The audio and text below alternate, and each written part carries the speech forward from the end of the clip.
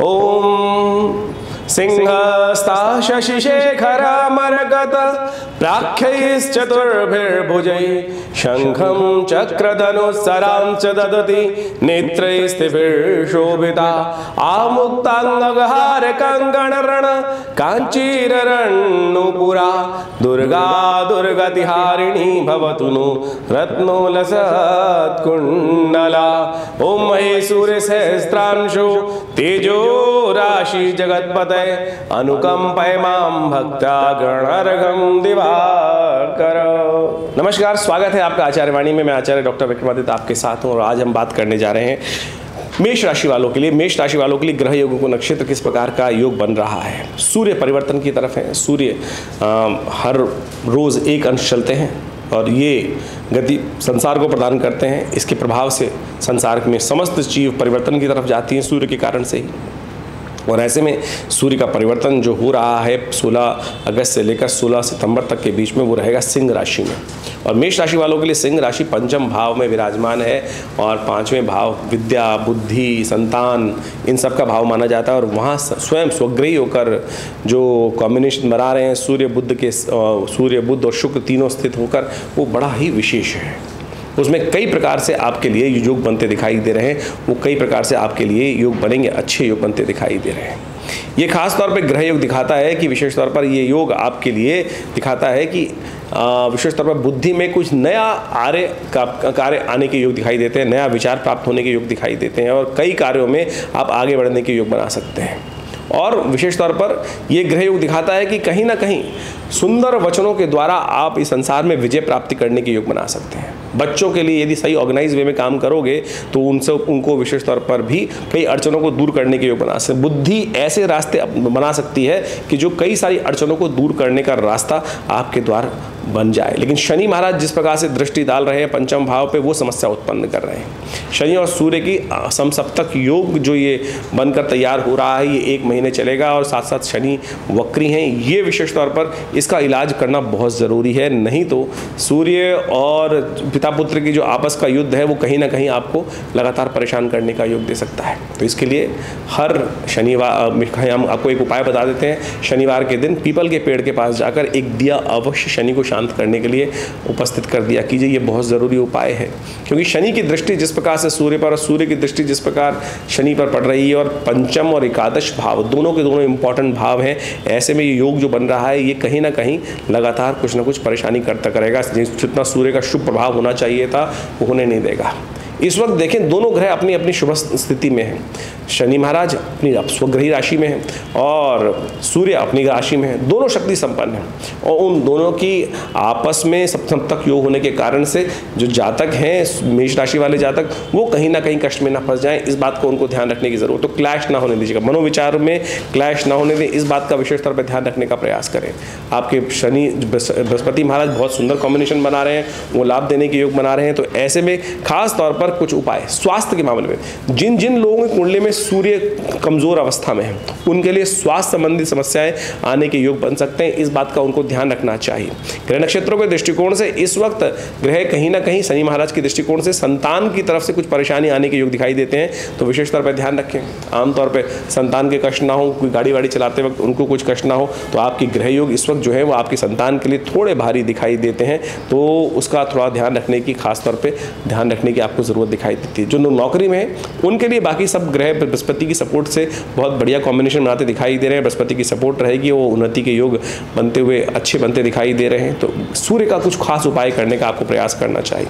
सूर्य का नित्य प्रति मंत्र जप करें, सूर्य को जल दें और ये सब उपाय कर आप अपने सूर्य के नेगेटिव प्रभाव को ठीक करने के योग बना सकते हैं। हनुमान चालीसा का नित्य प्रति पाठ बहुत ज़रूरी है, क्योंकि वो शनि को ठीक रखेगा। शनि के वक्रत्व जो है वो करीब करीब 15 नवंबर तक चलने वाला है और वो लगातार आपके बुद्धि वाले भाव को, संतान वाले भाव को दृष्टि डाल रहे हैं। और वक्र स्थिति में शनि महाराज जो होते हैं वो थोड़ा सा खुद तो नेगेटिव जा ही रहे होते हैं और अपने आपकी राशि के योगों को भी नेगेटिव कर देते हैं।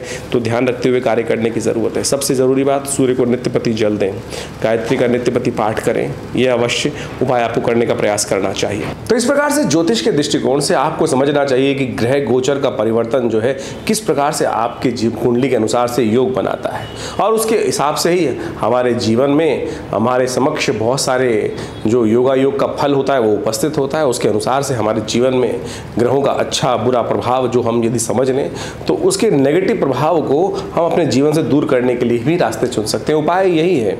देखिए, ज्योतिष के अंदर एक कारण है और एक है निवारण।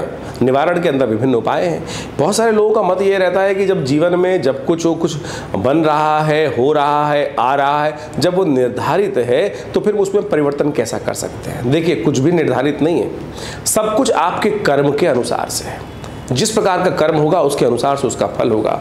यदि कोई दुष्कर्म हमारे द्वारा या किसी के द्वारा हो गया है जीवन में तो उसका प्रायश्चित करने के लिए भी विभिन्न रास्ते हैं। जब हमारे जीवन में कुछ दुष्कर्म हुआ तो उसके कारण से कुछ दुष्प्रभाव उत्पन्न हुआ तो उसको शुभ करने के लिए पुण्य कर्म बढ़ाने का हमें प्रयास करना चाहिए।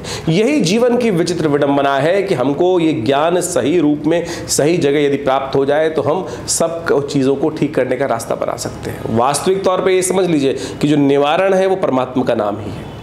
हम विभिन्न उपायों की तरफ जाते हैं, उन सब का एक ही जो रास्ता है वो परमात्मा की कृपा ही है। हम किस प्रकार भी परमात्मा का नाम यदि श्रद्धा के साथ ले लें तो वो हमारे जीवन में सब प्रकार के अशुभ प्रभावों को दूर कर देता है। फिर भी ज्योतिष के दृष्टिकोण से अनेक उपाय शास्त्र में बताए गए हैं, वो भी अद्भुत रूप से कार्य करते हैं। तो सूर्य को मनाने के लिए विभिन्न उपाय जो शास्त्र में वर्णित है, चाहे वो सूर्य को जल देना, चाहे वो रविवार का व्रत रखना, अच्छे कर्म करना, गेहूँ इत्यादि का दान करना, नमक का दान करना, सूर्य के मंत्र ओम घृणी सूर्य आदित्याय नमः इस मंत्र का नित्यप्रति जप करना, गायत्री का जप करना, ये सब के सब एक ऐसे अद्भुत उपाय हैं जिनको यदि आप करें नित्यप्रति तो सूर्य के होने वाले बहुत सारे दोष जीवन से दूर हो जाते हैं। तो इन सब कर्मों को यथाउचित भाव से अवश्य करने का प्रयास करना चाहिए। सूर्य का जो आदित्य हृदय स्तोत्र है वो तो अद्भुत है। यदि उसका सानिध्य नित्यप्रति लिया जाए तो अनेक प्रकार से जीवन के कई कष्टों को दूर करने का रास्ता बन जाता है। सूर्य प्रत्यक्ष देवता है शास्त्र के अनुसार से, और वो नित्यप्रति अपना दर्शन देते हैं प्रकृति में, हर मानव को, हर जीव को अपना दर्शन देते हैं नित्यप्रति अपने कार्य के अनुसार से। वो संसार में प्रकाश का उदय करते हैं, इसलिए हमारे यहाँ उनको प्रत्यक्ष देवता कहा गया है। तो उनको ठीक करने के लिए उनके ग्रह प्रभाव को अपने जीवन से यदि हम अशुभ प्रभाव यदि किसी कर्म के अनुसार से हमारे जीवन में बन गया है तो उनको ठीक करने के रास्ते अवश्य आपको चुनने का प्रयास करना चाहिए। और यदि नित्यप्रति भगवान सूर्य को आप जल देंगे तो उनके तेज को ग्रहण करने से भी आपके जीवन में जो कहीं ना कहीं कुछ उठापटक के योग हैं, कुछ नेगेटिव सूर्य के अनुसार से जो प्रभाव उत्पन्न दिखाई दे रहा है ज्योतिष गणनाओं के अनुसार से, उसको बहुत बढ़िया तरीके से ठीक कर सकते हैं। और विभिन्न प्रकार से विभिन्न समय और इस समय तो बड़ा अद्भुत योग चल रहा है। जब तक ये सूर्य जो महाराज जो कर्क राशि में चलेंगे तब तक सावन का सुंदर महीना चलता दिखाई दे रहा है। और ऐसे में भगवान का सुंदर स्तवन करें।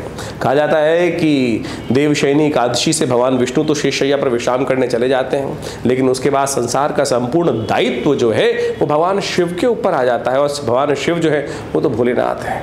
और सुंदर सावन का महीना चल ही रहा है तो उसको ठीक करने के लिए सबसे श्रेष्ठ है ना भगवान का नित्यप्रति रुद्राभिषेक करें। हमने विवेकानंद योगाश्रम में इस पूरे सावन के महीने में सुंदर रुद्राभिषेक नित्यप्रति रखा है। दूध से, दही से, घी से, भस्म से, विभिन्न इच्छु रस से, विजया के रस से, विजया से, सब प्रकार से, दही से, दही इत्यादि से, खीर इत्यादि सब प्रकार से भगवान का सुंदर अभिषेक नित्य प्रति चलता है। भगवान शिव का बहुत विशाल शिवलिंग यहाँ सदगुरु आचार्य श्री केशव देव जी के द्वारा प्रतिष्ठित किया गया है दिल्ली में विवेकानंद योगाश्रम में। वहाँ नित्य प्रति सावन के पूरे महीने में रुद्राभिषेक रहेंगे। अपनी अपनी मनोकामनाओं के निमित्त लोग वहाँ इस कार्यक्रम में रोज जुड़ते हैं, आते हैं, रुद्राभिषेक करते हैं। तो आप भी सादर आमंत्रित हैं अपने ग्रहजन्य प्रभावों को दूर करने के लिए, मनोवांछित इच्छा प्राप्त करने के लिए, समस्त कष्टों के निवारण के लिए जो आश्रम में नित्य प्रति 8 घंटे करीब यज्ञ होता है और शाम को नित्य प्रति रुद्राभिषेक जो चल रहा है उसमें आप सम्मिलित हो सकते हैं, अपने नाम से रुद्राभिषेक करा सकते हैं। और अपने कार्यक्रम में, इस कार्यक्रमों में विशेष तौर पर स्थान आरक्षित करने के लिए जो नीचे से फ़ोन नंबर चल रहे हैं उन पर आप सुंदर तरीके से अपना रजिस्ट्रेशन कराकर फिर अपना स्थान आरक्षित कराकर इन कार्यक्रमों में जो सोमवार इन दिनों रहेंगे तो उसमें तो विशेष रुद्राभिषेक का सुंदर कार्यक्रम रहेगा।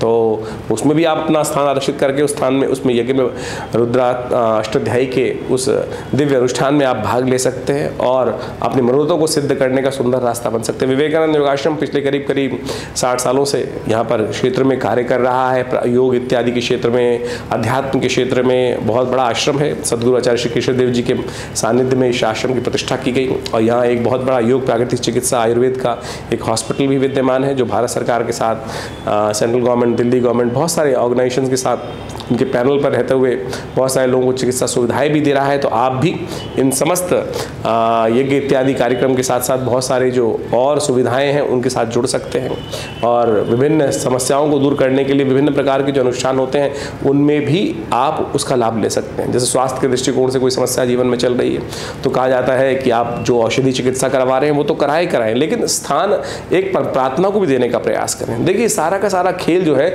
वो आपके जीवन में कर्म के हिसाब से है।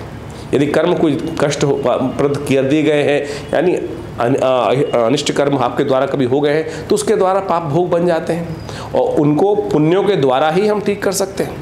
देखिए आपके जीवन में जब सुख है ना, एक बात समझें, तो आपका पुण्यों का अकाउंट यदि लबालब भरा हुआ है तो छोटे मोटे कष्ट आते हैं, कब चले जाते हैं पता भी नहीं चलता।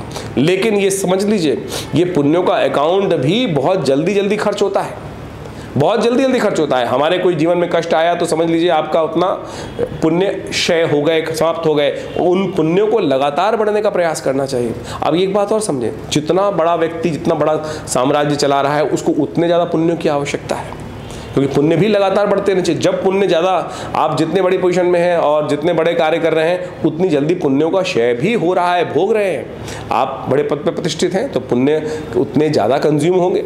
तो इसलिए एक बात का ध्यान रखना चाहिए कि पुण्यों का अकाउंट आपका लगातार हमेशा चलता रहे। उसके लिए सदकर्म, शुभ कर्म, लोगों की जनसेवा, परमात्मा का भजन, यज्ञ इत्यादि, लोगों की सेवा इत्यादि, भाव को पवित्र रखना, ये सब यथाउचित भाव से आपको करने का प्रयास करना चाहिए। यही हम समझ नहीं पाते हैं। दुख में तो सुमिरन हो जाता है, सुख जब चल रहे होते हैं तो क्या होता है कि वो सुमिरन हो ही नहीं पाता है। पुण्य कर्म यदि अच्छे पद पर रहते हुए अच्छे समय में, शुभ समय में यदि हम लगातार अच्छे पुण्यों को बढ़ाते रहें तो देखिएगा आपके जो पुण्य हैं वो भरे रहेंगे और कष्ट जीवन से अपने आप दूर होते चले जाएंगे। ये पुण्य और पाप का बहुत विचित्र व्यवस्था है, इसको हमको समझने का प्रयास करना चाहिए। जो समझ लेते हैं उनके जीवन से कष्ट दूर हो जाते हैं। तो इस ग्रहों के प्रभावों को समझते हुए कि कब आपके लिए धूप है, कब आपके लिए छांव है, तो हमको अपने जीवन को चलाने का प्रयास करना चाहिए। जो उपाय आपके लिए बताए गए हैं आप अच्छे से करने का प्रयास करें। जन्मपत्री के हम गोचर के दृष्टिकोण से बहुत सारी बातें बताते हैं आपको, लेकिन इसके साथ साथ अपनी जन्मपत्री, मूल जन्मपत्री जन्म के अनुसार से जो बनाई जाती है उससे आपके जीवन में भुक्त और भोग्य, यानी आपने जो भोगा, जो कर्म पूर्व जन्म में हुए उसके द्वारा जो आगे आने वाले समय में भोगना है वो सब निकाला जाता है और उसके अनुसार से बहुत चीज़ों का अंदाज़ा लगाया जा सकता है। जीवन में जो समस्याएं चल रही हैं उनको दूर करने के लिए विभिन्न शास्त्र में उपाय वर्णित किए गए हैं। तो उन सबको करने से अद्भुत रूप से कष्ट दूर होने के योग बनते हैं। ये सिद्धांत बिल्कुल सत्य है। लोग आएंगे आपके जीवन में, बहुत सारे समय पर लोग उपस्थित होंगे जो भ्रांति उत्पन्न, आपको पदभ्रष्ट करने का प्रयास कर सकते हैं, लेकिन उसमें ना अटकना, यथाउचित भाव से अपने कर्मों को करने का प्रयास करना वो आपके लिए अच्छा रहेगा।